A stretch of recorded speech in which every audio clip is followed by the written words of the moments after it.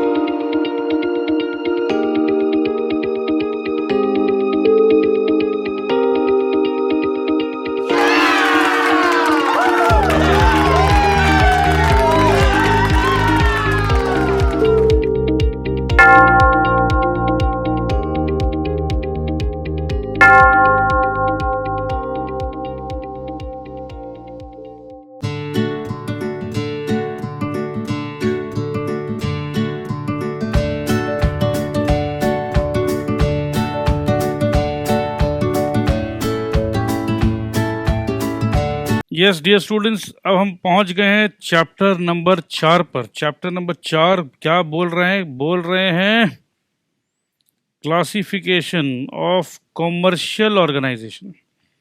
Chapter number 3 में हमने क्या पढ़ा था? Profit and non profit organisation. अब हम देख रहे हैं कॉमर्शियल ऑर्गेनाइजेशन मतलब क्या है? प्रॉफिट तो करना ही करना है, तो कॉमर्शियल ऑर्गेनाइजेशन में प्रॉफिट करना है। अब क्लासिफिकेशन क्यों? क्योंकि बहुत अलग अलग स्टाइल के ऑर्गेनाइजेशंस होते हैं, ठीक है। बस अभी पढ़ेंगे तुरंत समझ में आ जाएगा। अर्लियर चैप्टर में हमने पढ़ा था profit and non profit organisations, ठीक है, अर्लियर चैप्टर में। अब हम बात कर रहे हैं कॉमर्शियल ऑर्गेनाइजेशंस का मतलब ही है प्रॉफिट ऑर्गेनाइजेशंस, ठीक है जी। यहाँ तक तो कोई दिक्कत नहीं है समझने में। Definition of a commercial organisation, अब यार वापस से ही रिपीट होने वाला है, गारंटी कर लो, क्योंकि नया नया डेफिनेशन कहाँ से आएगा। प्रॉफिट करना है, कॉमर्शियल मतलब प्रॉफिट मतलब बिजनेस एक्टिविटी, वो सभी होना चाहिए। देखो, organisations which undertake commercial activities are known as commercial organisations, ठीक है जी। Their main motive is to earn money, okay जी। These may be owned by one or more individuals. अब ये सब देखो नया नया बात आया। अगर एक सिंगल आदमी ओन करता है तो उसे कहते हैं प्रोप्राइटरशिप। 2 या 4 आदमी ओन करते हैं तो उसे कहते हैं पार्टनरशिप, ठीक है। तो यही बात हो रहा है। क्लासिफिकेशन ऑफ कमर्शियल ऑर्गेनाइजेशन मतलब तुम जो बिजनेस कर रहे हो, पैसा कमाने के लिए कर रहे हो, तुम अकेला हो इसमें? हाँ, मैं तो अकेला काम करता हूँ। तो जब मैं अकेला काम करता हूँ तो उसे कहते हैं प्रोप्राइटरशिप। इसका डिस्कशन होगा आगे जाके, इसका डिटेल डिस्कशन आगे होगा आगे। और 2-3 लोग मिलकर काम कर रहे हैं तो उसे कहते हैं पार्टनरशिप। इसका भी डिटेल चर्चा है आगे के चैप्टर्स में। और बहुत सारे लोग मिलकर काम कर रहे हैं तो उसे कहते हैं जॉइंट स्टॉक कंपनी। इसका भी चर्चा है आगे वाले चैप्टर्स पे। तो भाई ये चैप्टर क्या, ये चैप्टर कुछ नहीं, सिर्फ इंट्रोडक्शन है, 2 पेज का चैप्टर, देखो 2 पेज का। सो डिटेल डिस्कशन होगा। तो अभी जब डिटेल डिस्कशन करना ही है तो बस इसको सिर्फ रीडिंग लगाना है। Okay, are you ready? Come on, be ready now. So this may be owned by 1 or more individuals. There exist a wide variety of commercial organizations, industrial, trading, transportation. अब देखो वो सब भी बात हो गई, जितने भी इंडस्ट्री है सब कॉमर्शियल ऑर्गेनाइजेशन है, हाँ जी। ट्रेडर्स जो है पैसा है, हाँ जी। ट्रांसपोर्टेशन क्या फ्री में होता है? ना जी। वेयर हाउसिंग फ्री में होता है? ना जी। बैंकिंग फ्री में होता है? ना जी।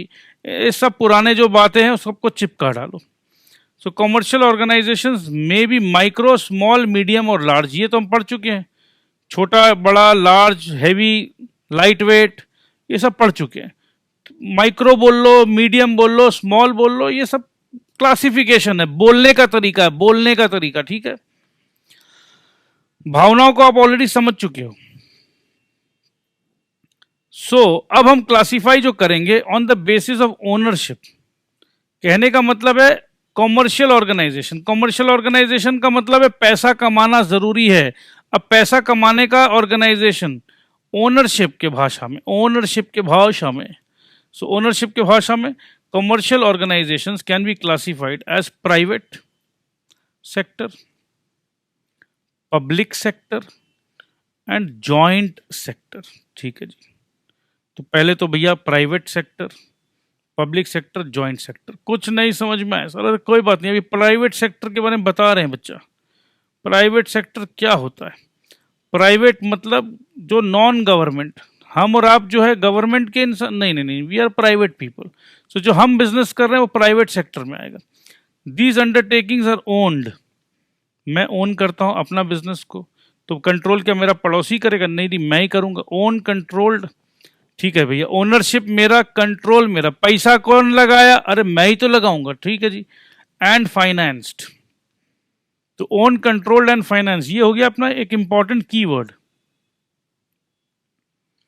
बाई प्राइवेट बिजनेसमैन, ठीक है जी। Private sector, private businessman. There is no government participation in them. सरकार से कोई मतलब नहीं। गवर्नमेंट, अरे एक बात बताओ, नरेंद्र मोदी क्या, मैं क्या बिजनेस कर रहा हूं, नरेंद्र मोदी जी को मेरे बिजनेस में इंटरेस्ट होगा क्या? नहीं। नरेंद्र मोदी जी को इंटरेस्ट होगा भैया टैक्स देते रहना भैया टाइम पे। टैक्स नहीं दोगे तो नाराज हो जाएंगे जी, उठा के ले जाएंगे आपको पुलिस थाने पे। So there is no government participation in them. The main motive of private sector undertaking is to earn profits. Their main features are as under। ठीक है जी। मेन फीचर क्या क्या है? मेन फीचर क्या है? Private ownership and control. Private मतलब मैं private बंदा। अ private sector undertaking is fully owned and controlled by the private entrepreneurs. Entrepreneurs जो रिस्क लेके काम करना चाहता, मैं अपना काम अपना रिस्क पे कर रहा हूँ यार। It may be owned by one individual or by a group of individuals jointly. One individual तो sole proprietorship, group of individual तो partnership. When owned by one person, it is called sole proprietorship. देखो भैया आ गया ये वाला बात जो मैं बोल रहा था, sole proprietorship. A group of person may jointly own the firm in the form of joint Hindu family business। अच्छा ये कैसे भूल गया जी, ये भी तो होता है। या पार्टनरशिप, या जॉइंट स्टॉक कंपनी और कोऑपरेटिव सोसाइटी, ठीक है। तो ये इतने सारे फॉर्म्स होते हैं। Sole proprietorship, joint Hindu family, partnership, joint stock company और कोऑपरेटिव सोसाइटी।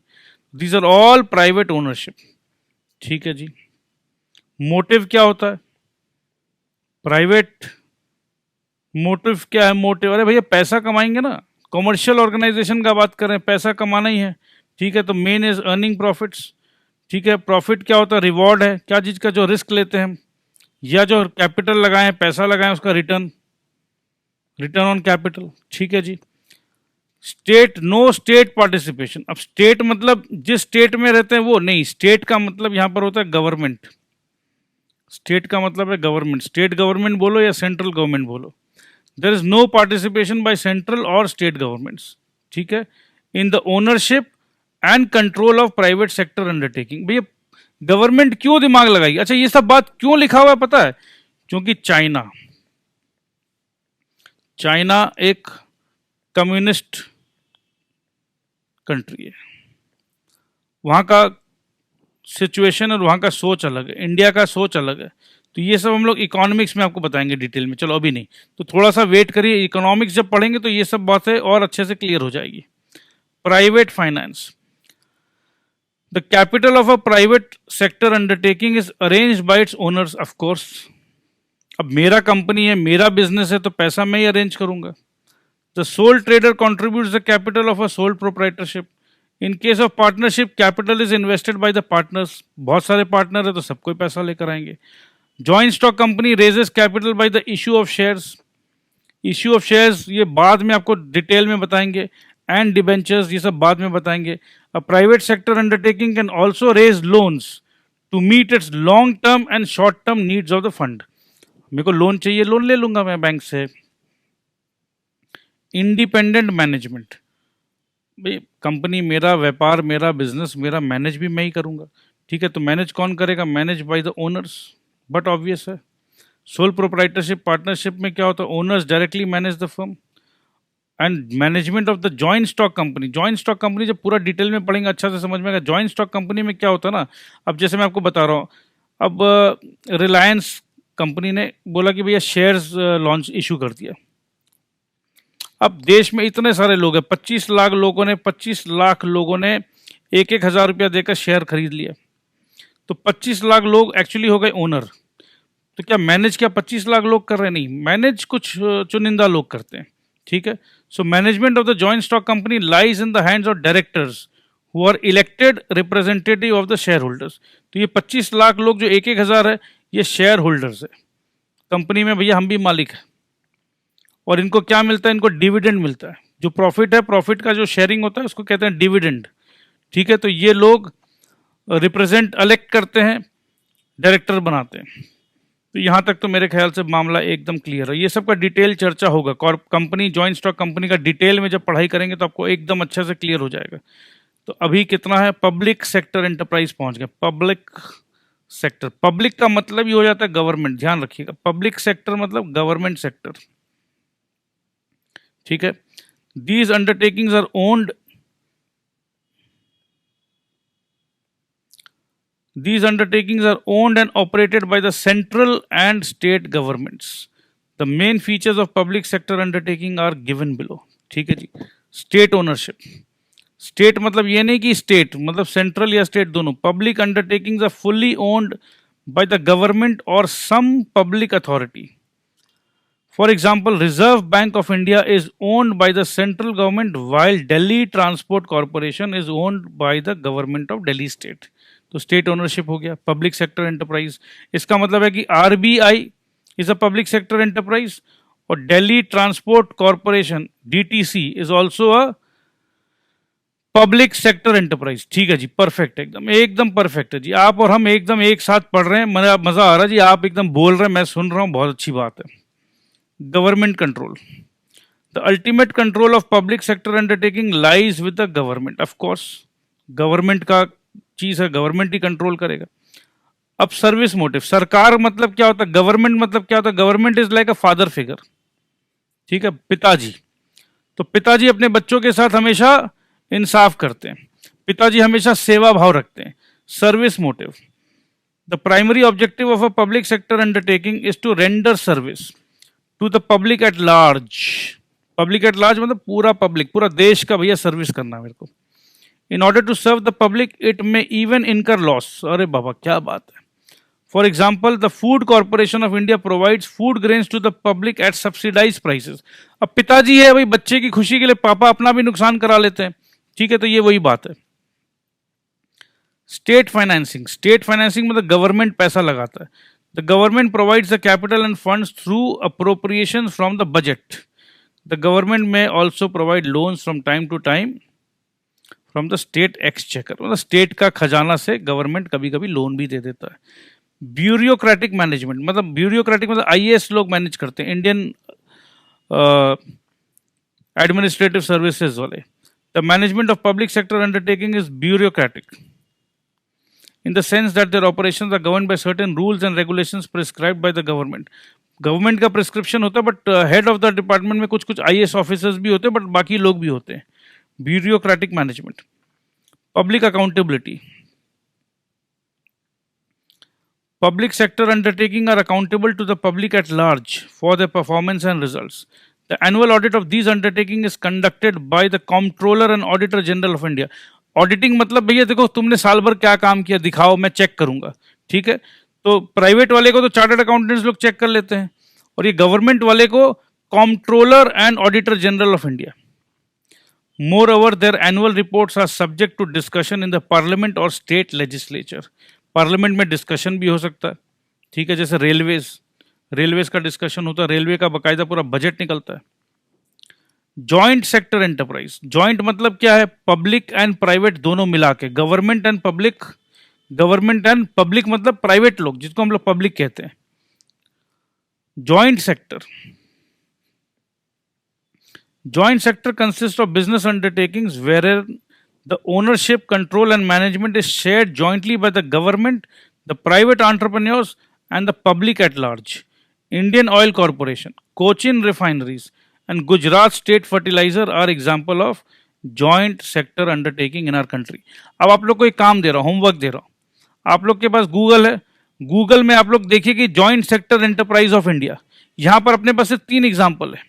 ठीक है, आप लोग गूगल में जाके और एग्जाम्पल देखिए. ठीक है, the main features of joint sector enterprises are as follows. Mixed ownership. Of course mixed तो है क्योंकि गवर्नमेंट भी है, प्राइवेट एंटरप्रेन्योर्स भी are investing and the investing public jointly own a joint sector. Investing public मतलब शेयर्स इशू होता है और पब्लिक शेयर्स खरीदते हैं. शेयर्स खरीदना मतलब पैसा देना. पैसा आया एक जॉइंट कंपनी के पास. तो example government Ratan Tata, private में रतन टाटा भाई बड़ा बिजनेसमैन, और कुछ पैसे लेट से 500 करोड़ रुपया हमने उठाया जनता जनार्दन से. ठीक है, जनता जनार्दन ने शेयर्स खरीदा. कंबाइंड मैनेजमेंट, तो मैनेजमेंट भी कंबाइंड होगा. ठीक है, कंबाइंड मैनेजमेंट में the management and control of a joint sector enterprise lies with the nominees और रिप्रेजेंटेटिव ऑफ द गवर्नमेंट.